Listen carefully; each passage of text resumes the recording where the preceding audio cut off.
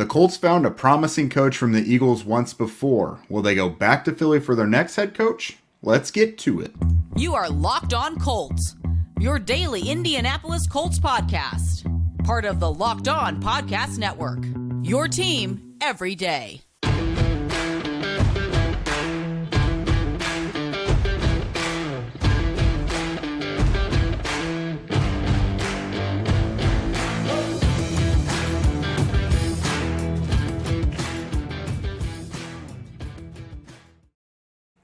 Thank you all for tuning in and making us your first listen of the day. This is your daily podcast covering your Indianapolis Colts, part of the Locked On Podcast Network, your team every day. Today's show is brought to you by LinkedIn Jobs, which helps you find the candidates that you want to talk to faster. Just post your job for free at linkedin.com/lockedonnfl. I'm Jake Arthur. He is Zach Hicks, and you know the two of us from horseshoehuddle.com, of course. Today, we're going to keep our head coach interviews going. We're going to learn a bit about one of the Colts' most intriguing head coaching candidates. That's Philadelphia Eagles offensive coordinator Shane Steichen. To tell us more about one of the hottest coaching candidates of this year's cycle is Ben Solak of The Ringer. What's up, brother? How you doing? Good to see y'all, fellas. Hope you've been well. Absolutely. Yeah, it's we're just talking off air. You know, you and I talked in camp when you were at Colts camp, and the vibe was different. Quite a bit different. It was a fun season to watch from afar. I can't imagine it was as fun to cover, but I had a good time. No, in the thick of it, it was not great. It was not great. So Shane Steichen, Eagles, that side of it has been great. Nick Sirianni, the Colts' former offensive coordinator, current Eagles head coach. He's a high quality offensive mind in himself. But how much of Philly's offensive success would you attribute to Steichen? Like, how much of things do you think are on his plate, and what might make him a decent head coaching candidate moving forward? I'd say the majority of the offensive credit, when you dole it out in terms of like the scheme stuff and the play calling stuff, belongs to Steichen. Nick Sirianni was he came in from Indy, and he was calling plays in the first season, which he was the head coach, and Steichen was kind of just the offensive coordinator. And in this time, the Eagles were just trying to figure out what they were, right? They didn't know how good Jalen Hurts was going to be and how much of a leash they wanted to give him and the best way to build an offense around him. And of course, in that 2021 season, they didn't have AJ Brown yet, you know what I'm saying? So like they weren't nearly what they looked like now. So they were just kind of trying things. They were just kind of like poking around. And it was interesting because neither Sirianni nor Steichen was coming from a background with mobile quarterbacks, right? I mean, like Sirianni and Steichen were coaching Phillip Rivers and, you know, whoever's in Indy. Like it was just, they didn't have the same, they didn't have a mobile quarterback the way they have with Jalen Hurts. And so then this season you step in and Nick Sirianni says, all right, like, you know, we've, you know, kind of year two, later in the season, back in 2021, I gave up play calling to Shane Steichen, and that kind of coincided with when Jalen Hurts and the offense started to get a little bit good. And I was like, oh, okay. He was like, yeah, and Steichen's going to call plays again this year. I was like, all right, cool, like interesting. And then the Eagles walked out with just a really, really, really effective offense. And what's cool is they didn't run a system, right? It wasn't like they walked out with the McVay offense and the Shanahan offense, and we could all post little graphics and little clips and be like, they're second in the league in motion, they're third in the league in under center play action, right? It wasn't like that, where like they were running like a family, like Steichen to come up in this family. He knew how to run this offense, so he was running it for the Eagles, and they were kind of making it work. They would walk out one week and they'd be all shotgun and all zone read and all RPO, and then walk out the next week and they'd be 12 personnel and they'd be running gap power, and they'd walk out the next week and they'd be spreading out four wide and wide receiver screens and one-on-ones. And they'd be running, you know, West Coast concepts. They were very comfortable on a week-to-week basis of kind of feeling out the defense, saying, all right, what do you not like today? What are you bad at, right? You're running quarters, where are you weak? You want to cover three, where are you weak? You want to blitz, where are you weak? And then hitting that in a variety of ways and hitting it across the course of four quarters. They also were really good in-game in saying, okay, we thought this was going to work. It's not working. Let's get off it quick. Let's get to something else, right? They weren't really, Steichen's never been an obstinate play caller. He's really good at by the second quarter. Like, you know, the Eagles, if you remember the first half of the year, had like 20 points per second quarter, and the next closest team was like the Titans with 7, right? They're really good at by the second quarter kind of figuring out like, okay, this is what's going to work, this is not what's going to work, let's go, you know, pedal to the metal and we attack, which to me speaks to a really balanced coaching staff and a really smart coaching staff, right? The only like guy in the offensive room that really has background in like mobile quarterbacks and college style offense, which is what the Eagles run, is Brian Johnson, the quarterback coach. Steichen didn't come from this, which to me indicates that like he is much more so interested in what works than he is in what he knows. And that's like the best thing you can have in terms of a coach who designs stuff. And then, like I said, the situational play calling, like kind of, they're really good in short yardage. They're really good in goal line, and they're good at like calling change ups. It's all very, very impressive. Now, that's my read.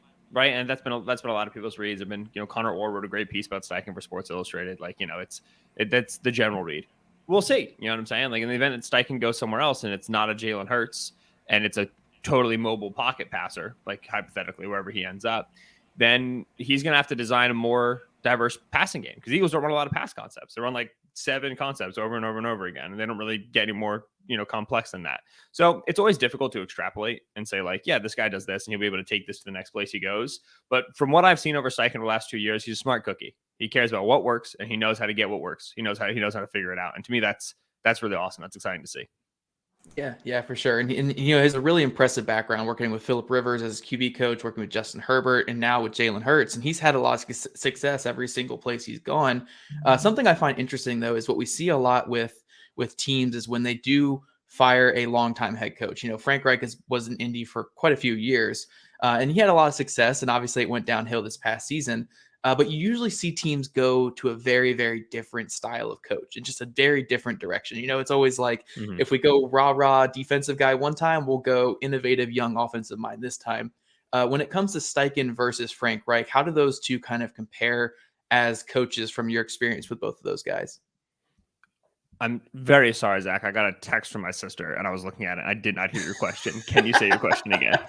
No, you're good. I was saying that a lot of when we see teams go a different direction with head coach, we see them go to that very different style. If you have a Frank Reich one time, you'll go like a Dan Campbell the next time, or you'll go a Mike Vrabel the next time. Very, very different style of coach. How does Steichen kind of compare to Frank Reich as a coach? Is he more of that like, yes, he's an innovative offensive mind, but is he kind of like Frank from a lot of the ways that you've, experienced with those two guys? I mean, I would say like Shane's certainly younger. And so he's certainly got a better thumb on the pulse in terms, like not better, but like he's got a different spirit, a different energy to him, right? He's kind of like, probably like a little bit more fun, a little bit more jokey, a little bit more high energy. But both of the guys are like football obsessed. They're very detailed and they love to teach. I wouldn't say that Steichen is so different than Reich that if he were to come in and become the head coach of the Colts, the first thing that would come to your mind would be like, oh wow, what a culture change. Oh wow, what a shift in prototype. I think they're still pretty similar. It's just Reich's probably got a decade or two on Steichen that kind of changes the energy levels a little bit.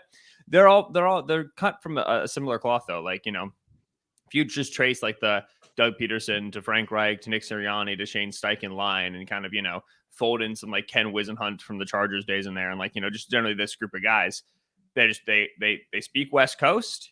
They love details and they really love teaching. They really, really, really love coaching. They like getting their hands dirty. That I think that prototype works. If it didn't work previously, I don't think you want to get off of it. And I would also say, and I think you'd agree with me, Zach, I'm not ready to say the Frank Reich prototype didn't work in Indy. I think other stuff didn't work in Indy, and Frank Reich's not there because of that. So there's nothing wrong with going for you get yourself a D'Amico Ryans again, this like young firebrand, doing karate on the sideline defensive coach. Nothing wrong with that. I just don't think you have to move off of the Frank Reich prototype. Yeah. Love to hear that, honestly. And yeah, we could talk all day about what was or wasn't with the whole Frank Reich thing. And obviously that was the tip of the iceberg in a season that just was a significant bummer. But one of the more exciting parts of it is you get to focus on a new head coach and new quarterback pairing this year. We know they're going to get a new head coach, obviously. Well, a new official head coach. I can't say. I'm about to say, how positive are we? The head coach will be different now. New permanent head coach. New quarterback is pretty much a guarantee. So with Steichen, is there any of these top 4 quarterbacks who you look at and you're like, damn, I really want to see them matched up with a Steichen type? Yeah, I mean, I would want a quarterback with mobility if I were hiring Steichen to be my head coach off of what he did in Philadelphia. Now, I'm pretty confident that when you get Steichen into the interview room and you ask him like, all right, how do you guys run this offense? And he talks about how they ran it for Jalen Hurts.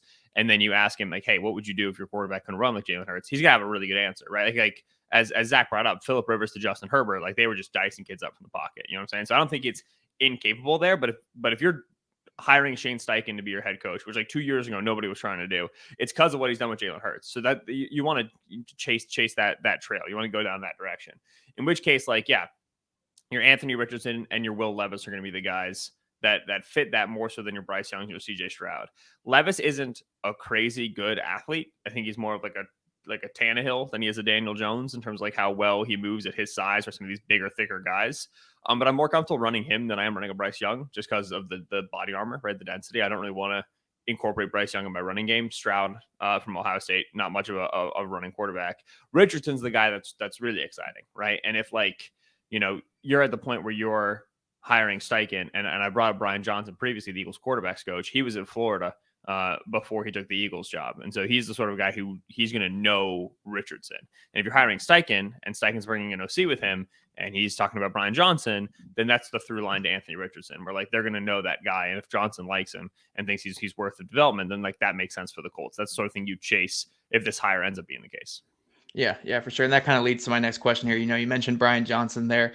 If Steichen were to get the Indy job or just any job in general, do you think he would kind of pick a lot of his staff from that Eagles staff, like pick apart what you guys have there? Or do you think he'd go more veterans? Because I know the Eagles have a lot of really interesting staff members there, but they have a lot of really young guys. Kevin Patullo, I think is his name as well. Brian Johnson. On defense, Nick Rallis, who I think is like just turned 30. Would he go with that younger staff, or do you think he'd probably search around the league for more like veteran type guys to surround himself with?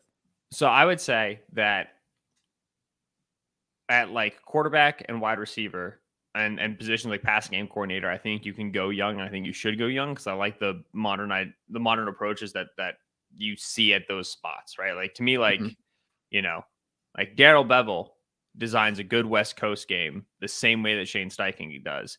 But Steichen understands, like it's like the Joe Lombardi thing with the Chargers, right? Like Lombardi puts a good offense on the field, like X's and O's. It's just he doesn't run the offense that 2023 needs. He runs the offense that 1993 needs, right? And so, like, I don't mind having young coaches at those spots. What I will say, the big thing for Steichen in terms of filling out his staff is the offensive line coach spot. The Eagles have now had like 3 consecutive extremely good offensive coaches in the building. Chip Kelly, Doug Peterson, and Nick Sirianni at head coach. All of them great. All of them generating good offenses over their time there. The one through line is offensive line coach Jeff Stoutland, who was hired by Chip Kelly out of the college ranks, never coached in the NFL before, was awesome for Chip. And then they fired Chip. They gutted his entire staff except for one spot. It was Jeff Stoutland, the offensive line coach. Yep. Doug came in. He was the offensive line coach the entire time Doug was there. They fired Doug. They gutted his entire staff except for one dude. And that was Jeff Stoutland, the offensive line coach. And he's now the running game coordinator. And he's been with Steichen. The Eagles' offensive line is the best unit in the league. And is the aside from what Kyle Shanahan does in San Francisco, it's the most versatile running game in the league. And when you fold in like the quarterback run stuff, it maybe even is more versatile because they have that extra layer. So if Steichen's going to Indy and he's saying, I got these young guys that I like, and I got these guys from the Chargers days that I like, we're going to bring them all in. The big question that I would have for him if I was an owner looking for the hire is, okay, who are you getting an offensive line coach? Because we've seen the way that coaching position matters to elite offenses year in and year out. We've seen the same guys be using the Shanahan trait, running that wide zone give stuff. We've seen the way that Brian Callahan matters to the Browns. We've seen the way that Don Descarnecchia mattered to the Patriots, and we've seen the way that Stoutland matters to the Eagles. So that's who I would like. I don't care too much about youth and age, and you want to get like a young guy you think's got some clever ideas at wide receivers coach, go for it. Who's making this running game work? Who's going to be my offensive line coach? Well, Ben, I'm sold. I'm pretty sure Steichen was Zach's number one candidate still, right? Yeah, throughout the whole process, yeah. I know there's new candidates coming out literally like every single day, but Steichen's been your guy throughout, so I'm sold. Love what you had to share with us. Thank you for joining us today. And everyone, if you don't already, Ben's not just an Eagles guy, he's a national writer. If you're not following him on Twitter, get him at Benjamin Solak. Mm-hmm. Yeah, don't take my offensive coordinator. Hands off. Hey, Ben knows I've been eyeing him I've been eyeing Steichen the whole time. No, I appreciate you guys. Have a fun offseason. Yeah, see you, brother. Next, why Steichen might just be the best man for this Colts job despite some other candidates. But first, as a small business owner or a hiring manager, you know that success in 2023 all depends on the team members that you surround yourself with. That's why you have to check out LinkedIn Jobs. With LinkedIn Jobs, you can hire qualified candidates more efficiently by matching open roles with people who have the skills, values, and experiences to help you achieve your goals. They go beyond resume data by using insights from your job post, company, and their 875 million member profiles to put your post in front of the most qualified candidates. Identify the most qualified candidates on LinkedIn Jobs and connect with them fast and for free. LinkedIn Jobs makes it easy to screen and rate applicants based on your job qualifications, all on one platform. It's why small businesses rate LinkedIn Jobs number one in delivering quality hires versus the leading competitors. LinkedIn Jobs helps you find the qualified candidates you want to talk to faster. Post your job for free at linkedin.com/lockedonnfl. That's linkedin.com/lockedonnfl to post your job for free. Terms and conditions apply. So I don't think the Colts will have to use LinkedIn Jobs if they want to hire Steichen, but dude, I'm in. All Steichen needs to do is hire Ben as his hype man, and I think there we go. Ben does a great job of he talks a lot, he says a lot when he's talking a lot. You know, you get him started, he's gonna keep going for 45 minutes, but every minute of that 45 minutes is gonna be very informative. So I always love talking with Ben. I've known him for half a decade now at this point, been good friends with him. But yeah, no, Shane Steichen, he is definitely, like, you know, we've seen this trend a lot lately, that the what you want to hire for your head coach is the young offensive mind. Preferably from the McVay tree. Apparently, everyone's from the McVay tree or the Shanahan tree.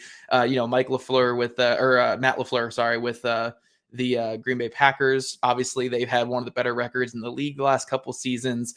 You look at Zach Taylor there with the Bengals. They went to the Super Bowl last year. Obviously, McVay was the first one with the Rams a couple years ago, and he's a Super Bowl champion now. We are seeing these young coaches get their teams into the playoffs and far into the playoffs. 7 of the 8 remaining coaches right now in the playoffs are offensive-led coaches, or coaches that call plays or have a heavy hand in play calling. So if you're looking at this group of coaching candidates, outside of Ben Johnson, who has pulled his name out of all the running and is going back to Detroit, Shane Steichen is that guy. He's that offensive coach. He's that guy who's a young, innovative mind that has shown the ability to work with multiple types of quarterbacks. And I love what Ben said there, that yes, his type of guy is probably the mobile quarterback, probably the Anthony Richardson home run, you know, swinging for the fences with Anthony Richardson, or swinging pretty close to the fences with Will Levis. You know, those are his guys, those mobile guys. But with Shane Steichen, I do think you can work with any kind of offense. You know, he can be working with a pocket passer. He can be working with that pure pocket guy like he did with Philip Rivers when he was a QB coach back with the Chargers. He can work with kind of a dual threat guy or a mobile guy that can win from the pocket like Bryce Young, because he worked with Justin Herbert. And Justin Herbert's not like a running quarterback, but he is a creative passer in the backfield. So I think with Shane Steichen, you have a very experienced yet young offensive mind that has shown the ability to innovate and shown the ability to be a great advanced scout and adjust on the fly. So yeah, I think Shane Steichen for me has been number one throughout this whole process, and he will be until the very, very end, even if he's not the pick, because I just think that's the mold. I don't know if the Colts are going to go with that mold, but I think that's the mold to succeed with, and Shane Steichen just checks every single box. Yeah, a couple of my biggest takeaways from what Ben was talking about is quality game planning. You know, it's not sticking to your guns and doing what you do every single week. It's based on what the defense is going to give up. And I think that was something so frustrating for you and me throughout the season was, here's how the Colts can attack this. What did they not do? Exactly what we said they should do. It feels like the Eagles and Steichen are more apt to adjust to defenses. And that's another thing, in-game adjustments. You know, this is working, this isn't working. Okay, let's tailor things a little differently. They just apparently know how to do that. And, you know, we've seen success just this season with Jalen Hurts and Gardner Minshew. It wasn't all bad. You know, I remember watching, I forget what holiday it was, probably Thanksgiving, but Gardner Minshew playing, and I was like, man, I mean, this is their backup quarterback, but everything looks good. Like, this coaching is really good. And so that's just really encouraging for me. And I love the idea of Steichen really being able to work with whatever quarterback. Right. And, if he's hired to be the guy, we know from Ballard's experiences with Frank Reich that he'll be like, okay, which type are you most comfortable? Like, who do you see unlocking your offense the most? And having that marriage between head coach and quarterback both in their first year together, I just really like that idea. Having a guy who can focus on the offense, whether he would retain Gus Bradley or bring in his own guy, whatever. But that I would just be really optimistic about that. I don't, other than him not having experience being a head coach before, it seems like a really high ceiling hire. Yeah, I would say that I think for those of you out there who want Gus Bradley back, which I know there's a handful of you guys that want him back. I'm honestly not against it. I really like Gus Bradley. I think he did a lot of good things.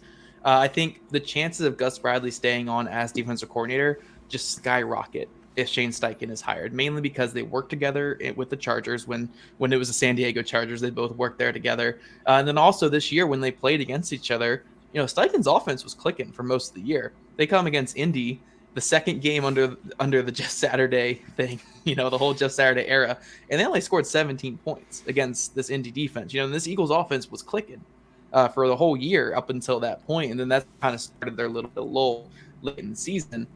So I think he has experience with Gus Bradley. He's worked with him before, and then he saw firsthand this year how that defense was playing under Gus Bradley, and they played his team pretty well. So I think that will be a nice little connection, and I think that's the way the Colts would go if Shane Steichen becomes head coach. But yeah, I'm sold, man. I really like Shane Steichen. I think he's going to be a really good head coach. I don't know if he gets it this cycle or if he's going to get it in Carolina or get it in Indy or wherever, but I think one day he's going to be the next of these young offensive coaches that we're talking about around the league. And before we finish up, guys, we'd like to tell you about our friends over at Built Bar. If you're looking for something delicious, but you don't want all the fat and calories, then you got to try Built Bar. What makes Built Bar so good is they're all covered in 100% real chocolate. That's right, real chocolate. I'm not sure how Built does it, but these bars taste like a candy bar while maintaining amazing macros. And what's even better is they are healthy. Only 130 calories and 4 grams of sugar with a whopping 17 grams of protein. If you're close to Walmart or Sam's Club, just run in and grab a box, hit flavors like brownie batter and churro. You can thank me later. All right, Jake, I think that's all we got here. Do you have anything else you want to say before we close out this? I was going to say it's a mini episode, but we really didn't go that short. We're kind of getting close to our thing. And again, you let Ben talk a little bit, and it's going to keep running and keep running. You're going to get great information regardless. Oh, I had more questions in the chamber I wanted to ask, but I was like, all right, we're gonna get over. But no, that was a great conversation. Obviously, you guys can tell by this episode and the past few, our theme right now is let's learn more about these head coaching candidates. And we're not done because the Colts list just keeps growing. They added Rich Bisaccia today as of us recording this, so we'll figure something out for that too. We have more of these to go, so hang with us. And make sure you guys are following us on social media at Locked On Colts, at Jake Arthur NFL, and at Zach Hicks 2 on Twitter. Also subscribe to Locked On Colts on YouTube, wherever you get your podcasts. And thank you guys for making us your first listen of the day. For your next listen, check out the Locked On Sports Today podcast. The biggest stories of the day, plus instant reactions, big game recaps, and the take of the day. Available on the Odyssey app, YouTube, wherever you get your podcast. We'll see you guys tomorrow.